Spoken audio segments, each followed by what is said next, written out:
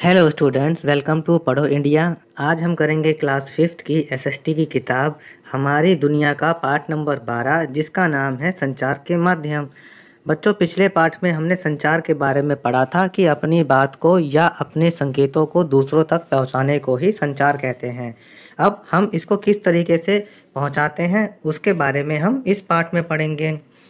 जो बच्चे पहली बार हमारा ये वीडियो देख रहे हैं वो प्लीज़ हमारे चैनल को सब्सक्राइब कर लें और बेल आइकन वाला बटन दबा दें, ताकि हमारे वीडियोस के नए नोटिफिकेशंस आप तक सबसे पहले पहुंचते रहें और आप हमारे वीडियोस को देख सकें। चलिए अब शुरू करते हैं पाठ को पढ़ना।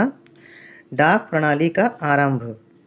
प्राचीन काल में मनुष्य के पास समाचार पत्र, टेलीफोन, डाकघर जैसे संचार के माध्यम नहीं थे।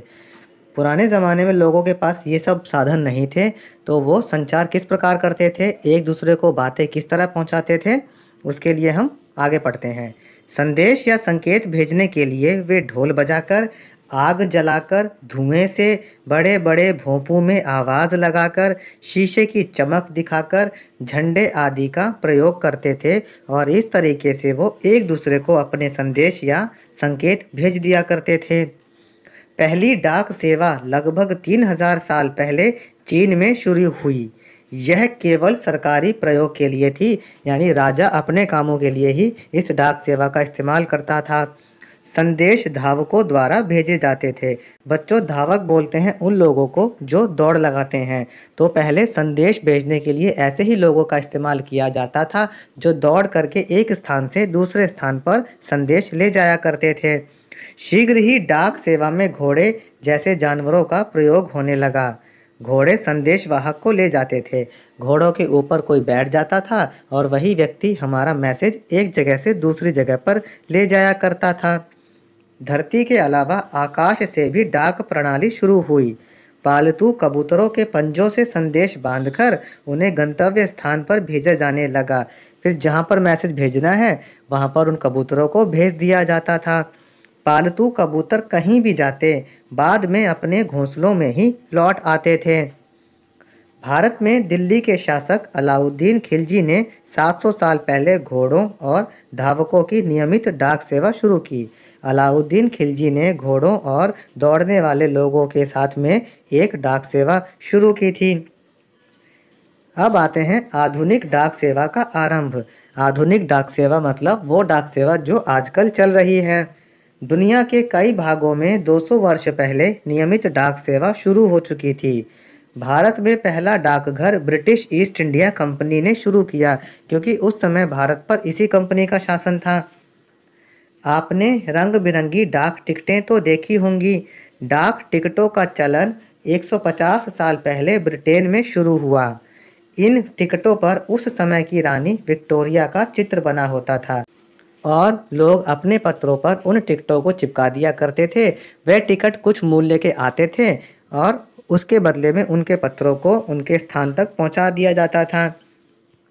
शीघ्र ही संसार के अन्य देशों में भी डाक टिकटों का चलन शुरू हो गया और फिर धीरे धीरे दूसरे देशों में भी डाक टिकटें शुरू हो गईं।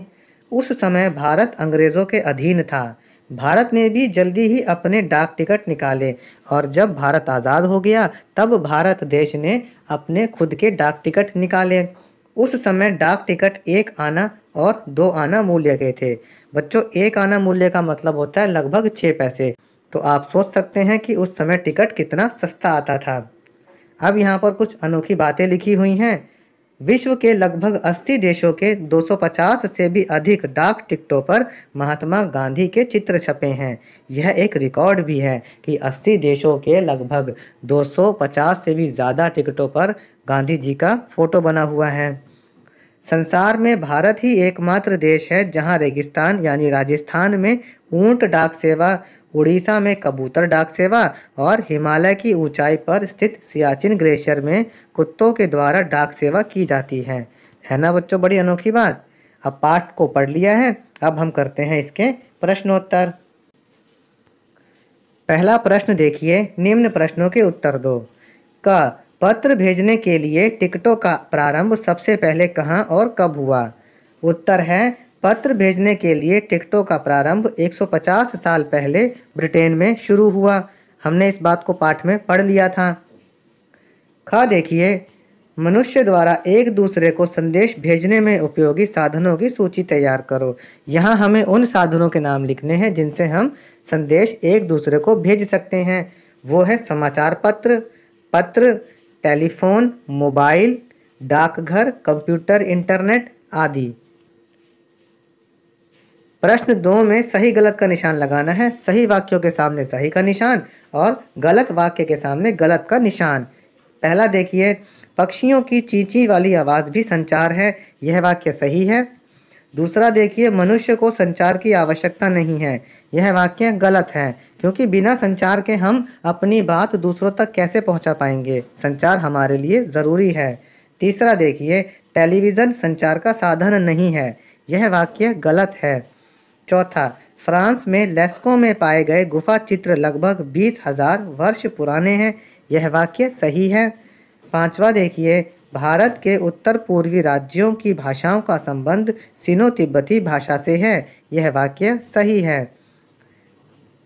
छठा देखिए, मनुष्य ने अलग अलग ध्वनियों के लिए अक्षरों का आविष्कार किया। यह वाक्य सही है। चलते हैं अगले प्रश्न की ओर, जो है रिक्त स्थान भरने वाला। पहला, जब हम किसी को कुछ बताते हैं इसे संचार कहते हैं। दूसरा, प्राचीन काल में लोग संदेश भेजने के लिए धावकों का प्रयोग करते थे।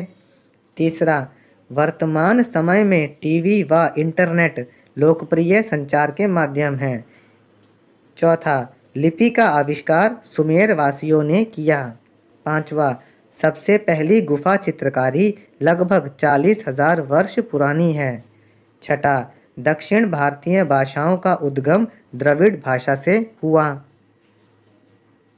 प्रश्न 4 पे आते हैं। संचार के माध्यमों के उदाहरणों द्वारा तालिका को पूर्ण करना है। यहाँ पर श्रव्य साधन लिखने हैं, यानी वो साधन जिनको हम केवल सुन सकते हैं।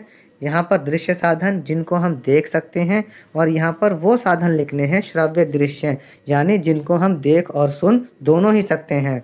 तो श्रव्य यानी सुनने वाले साधनों में है radio, telephone, tape recorder, Morse code और भोंपू। दृश्य साधन यानी जो देखने के काम आते हैं, जिन्हें देख करके हम संकेत ग्रहण कर सकते हैं, वो हैं पोस्टर, पत्रिकाएं, किताबें, शीशे की चमक और धुआं। अब यहाँ पर श्रव्य दृश्य साधन में आएंगे टेलीविज़न, कंप्यूटर, सिनेमा, मोबाइल और ड्रामा या नाटक। बच्चों, यहाँ पर हमारा ये पाठ और इसके प्रश्नोत्तर समाप्त करते हैं। अन्य पाठों को पढ़ने के लिए आप हमारे चैनल पढ़ो इंडिया को सब्सक्राइब कर लें, और वीडियो पसंद आने पर इसे ज़्यादा से ज़्यादा लाइक और शेयर करना ना भूलें।